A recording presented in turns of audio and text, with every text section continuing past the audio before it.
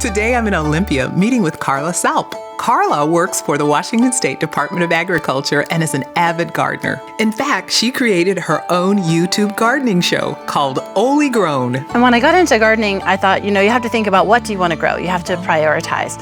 And so what I've generally prioritized around here is growing stuff that I can't buy in the grocery store. So show me some of the highlights of your garden. Highlights, everything's a highlight here, Val. Okay, so this is a new blueberry that I'm growing. It's called a nocturne blueberry, and the berries are super dark. They're like almost black. And they're absolutely delicious. They sound. Yeah, but let me show you another thing I like to do on my plants. So I've got my main bush here, which is the blueberry, but then as you can see, I have strawberries actually. Yeah. These are Alpine strawberries. Oh. If you'll see here, these are white. Let me try a couple of those though. Well, if you insist.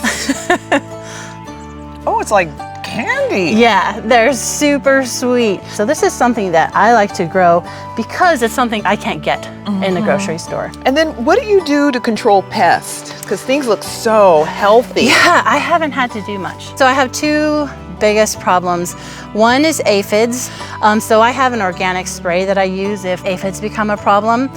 And then, well, you always have slugs around here. So I use a product called Sluggo that helps, but I also use, so this is a copper tape, and slugs do not like that copper tape. So this doesn't totally exclude them, but it does help keep them out. So I've got the copper tape all the way around those beds, which helps keep them out.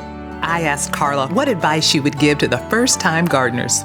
I get a lot of questions about, is that a GMO seed? Well, the funny thing is, gardeners cannot even buy GMO seeds. So don't pay extra for non-GMO gardening seeds because you can't get GMO gardening seeds. No such thing for gardeners. There's no such things. Yeah, you have to actually be a farmer.